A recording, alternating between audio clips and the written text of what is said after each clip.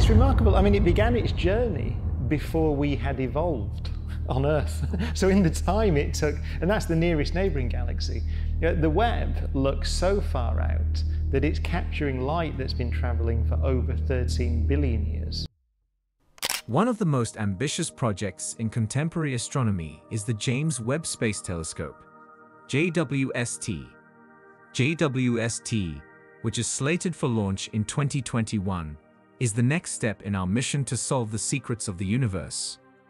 From the first moments following the Big Bang to the hunt for possibly habitable exoplanets, JWST promises to transform our knowledge of the cosmos with its cutting-edge array of sensors and unparalleled sensitivity to infrared light. We will discuss the main goals of JWST's mission, the innovative technologies that went into its construction, and the significant influence it will have on our cosmic exploration in this introduction. Supermassive black holes and the early cosmos. It is anticipated that the James Webb Space Telescope, JWST, will use previously unheard-of resolution and accuracy to explore the secrets of the early cosmos and supermassive black holes. First light and cosmic dawn.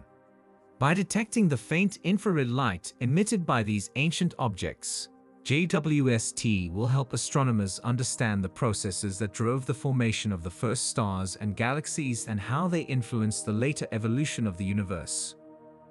These observations will extend our view of the universe to the time when the first stars and galaxies formed, known as the cosmic dawn and reionization epoch. Galaxy origin and development. Astronomers will be able to examine the origin and development of galaxies in unprecedented detail, because to JWST's high-resolution imaging capabilities. JWST will provide light on the processes guiding star creation, the construction of galactic structures, and the interactions between galaxies and their environs across cosmic time by viewing far-off galaxies at different phases of their history. Galaxy evolution and black hole formation. Supermassive black holes are believed to be at the core of most massive galaxies, if not all of them.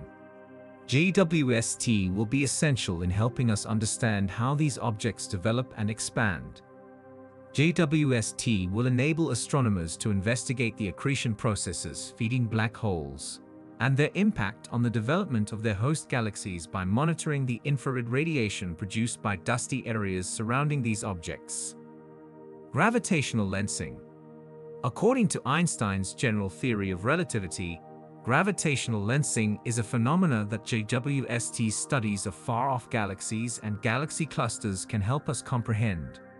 When a huge object, such a galaxy or cluster of galaxies, bends and amplifies the light from farther-off objects behind it, it is known as gravitational lensing. JWST will assist astronomers in mapping the distribution of mass in the cosmos and investigating the nature of dark matter by examining the warped locations and forms of background galaxies. All things considered, JWST's studies of the supermassive black holes and early universe have the potential to completely change our knowledge of galaxy formation, cosmic history, and the underlying mechanisms guiding the universe's evolution. Astronomers expect a plethora of groundbreaking findings that will fundamentally alter our knowledge of the universe once the telescope launches and begins gathering data. The real value of the Hubble constant. The real value of the Hubble constant, which measures the universe's rate of expansion, is still a subject of ongoing study and discussion in cosmology as of my most recent update in January 2022. Varied measuring techniques have produced somewhat varied results throughout time, resulting in differences that are currently being looked at. The Cosmic Microwave Background (CMB) approach. To determine the Hubble constant, this approach looks at the cosmic microwave background, or remnant radiation from the early cosmos. Satellite measurements, such as those from the Planck mission, have yielded useful information for this strategy. The distance ladder method uses a variety of standard candles, including Type Ia supernovae, Cepheid variable stars, and other astronomical occurrences, to calculate the distances between neighboring galaxies. Astronomers may calculate the Hubble constant by calibrating these distance markers and comparing them with the redshifts of the galaxies, which represent their recessional velocities as a result of the universe's expansion. New developments in technology and observational methods have allowed for increasingly accurate Hubble constant readings. The results obtained using the distance ladder approach and the CMB method still disagree, though. The latest findings point to a difference called the Hubble tension, in which the numbers derived using these two approaches vary by a small percentage. Astronomers intend to resolve these differences and determine a more accurate and reliable value for the Hubble constant as research progresses and fresh information becomes accessible. This endeavor is anticipated to benefit greatly from ongoing and planned missions like the Vera C. Rubin Observatory and the James Webb Space Telescope, which will enhance measuring methods and supply more data. As such, the actual value of the Hubble constant in cosmology continues to be the focus of close scientific examination and research. Jets of stars within stellar nurseries. In areas where stars are actively developing, including molecular clouds and stellar nurseries, stellar jets are amazing phenomena that are seen.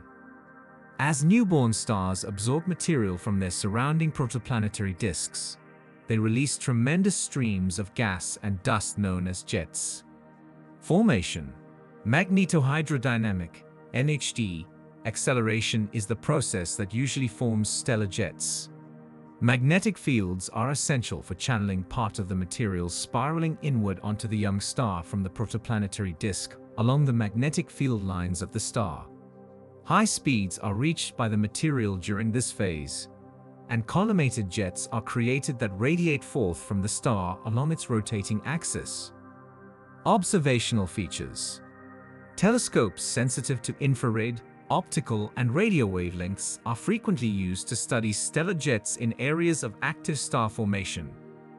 They have elongated formations that seem to be reaching out from newborn stars, and they have distinctive emission lines that show the temperature and composition of the gas. These jets may travel across long distances from several hundred astronomical units, AU, to several thousand AU, or even parsecs.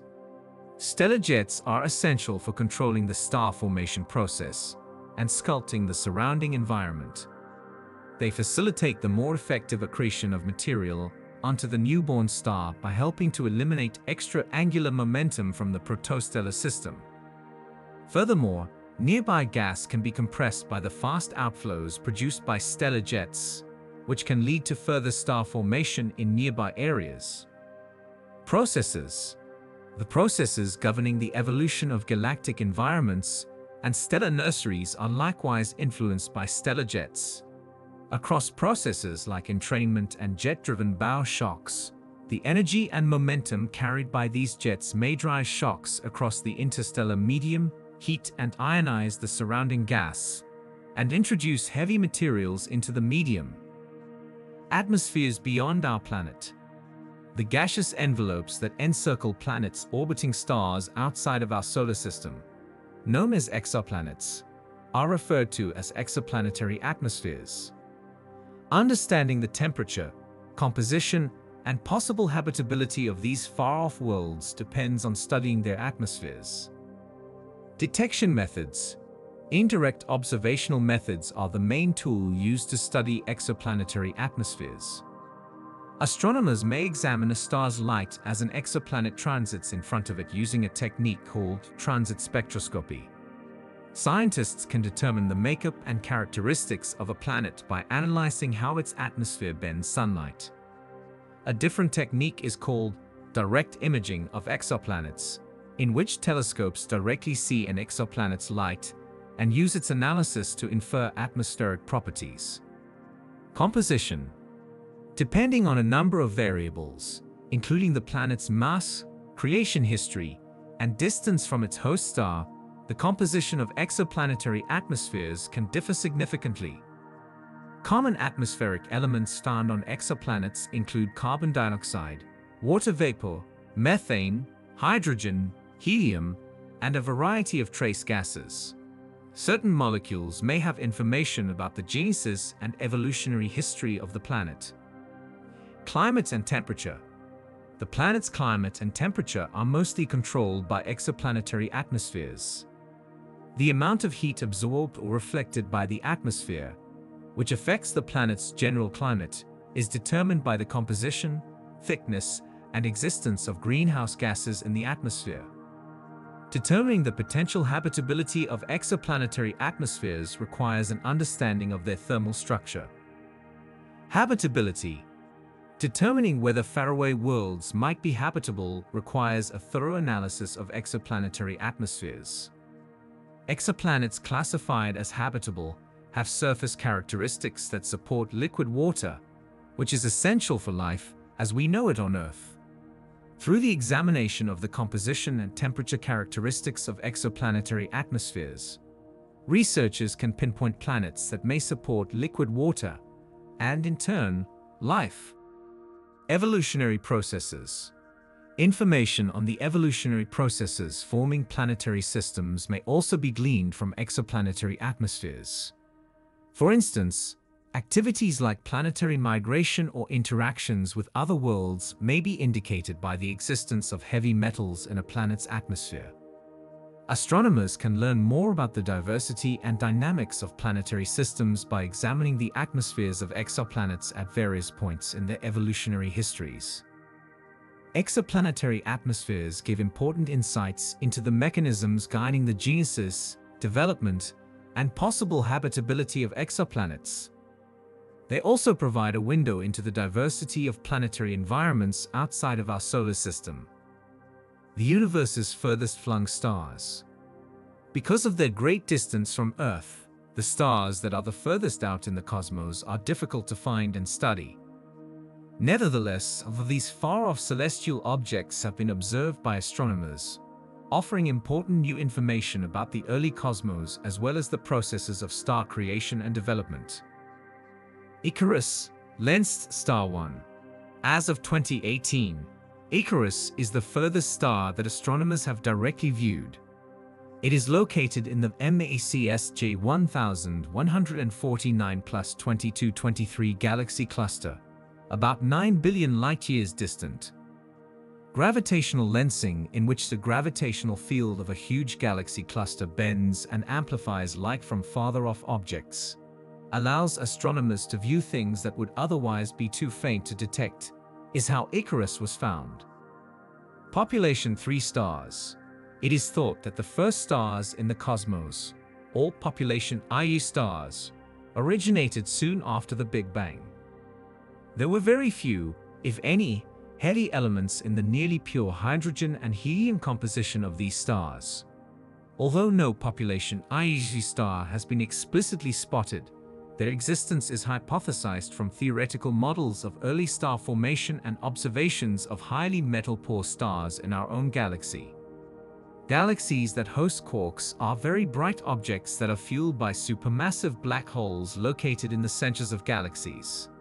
Stars in the host galaxies of some of the most distant quasars ever discovered by astronomers are among the first stars in the cosmos to develop, and these quasars may be found billions of light-years away. Through examining these galaxies and their populations of stars, astronomers can learn more about the circumstances and mechanisms that govern the early universe. Galaxies that host gamma-ray bursts, GRBs. GRBs are short-lived, powerful outbursts of radiation linked to the demise of huge stars or the union of compact objects like neutron stars.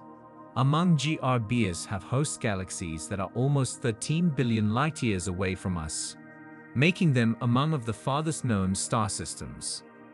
Investigating these galaxies and their stellar populations yields important insights into the early universe's star creation and history. Astronomers use a variety of observational techniques, such as gravitational lensing and studies of distant galaxies hosting luminous objects like quasars and gamma-ray bursts, to probe the early history of the universe and the formation of stars and galaxies, even though it is still difficult to directly observe individual stars at extreme distances. Galaxy NGC 5068. A bad spiral galaxy in the Virgo constellation is called NGC 5068. It is a component of the Virgo cluster, a massive galaxy cluster situated around 60 million light-years from Earth. William Herschel, a British astronomer, made the first discovery of NGC 5068 in 1785. Regarding the stars that are the furthest away in the cosmos, the limits of existing observational equipment make it difficult to identify individual stars at such great distances. Nonetheless, incredibly far-off galaxies have been found by astronomers. Some of them are billions of light-years away. Numerous stars, including some of the most distant individual stars known, may be found in these galaxies. Usually, the furthest individual stars are found inside these far-off galaxies, and it is via their combined light that we can glimpse them indirectly. Astronomers have employed methods such as gravitational lensing, in which the light from a distant galaxy is magnified and distorted by the gravitational field of a huge object positioned between the viewer and the galaxy. This makes it possible for astronomers to investigate the ages, compositions, and evolutionary histories of the stars in the far-off galaxy. In addition, the 2021 launch of the James Webb Space Telescope, JWST, is anticipated to transform our knowledge of the early cosmos and possibly view even further off galaxies and the stars that make them up. By using tools like JWST's NIR-CAM, near-infrared camera, to make observations, astronomers aim to discover the most distant celestial objects ever seen and expand our understanding of the cosmos. Webb's assortment. In January 2022, I provided an update on the James Webb Space Telescope, JWST, which had just launched and started its mission. While some previous space missions, like the OSIRIS-REx mission to the asteroid Bennu, or the Apollo missions to the Moon, are intended to gather actual samples, JWST is outfitted with advanced sensors meant to view and gather data from far-off astronomical objects. The main goals of JWST's mission are to observe exoplanet atmospheres, research the development of stars and galaxies, and look into the genesis of cosmic structures.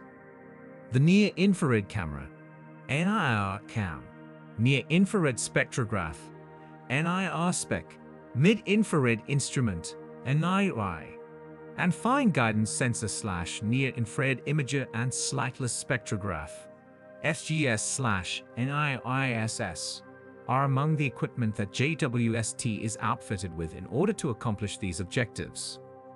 Large volumes of data from JWST's observations will be gathered during its mission and sent back to Earth for examination by astronomers and scientists from all around the world. These data will advance our knowledge of a wide range of astrophysical processes, including as star formation, the development and evolution of galaxies, the properties of exoplanet atmospheres, and much more. Astrophysics, planetary science, and astronomy are expected to witness a number of groundbreaking discoveries as a result of JWST's data collection and processing. But particular findings will rely on the observations collected during the life of JWST's mission, which is anticipated to run for at least 10 years with possible extensions. That's all in this video. If you like the information, please hit like and subscribe to this channel. And be connected to this channel for more space information.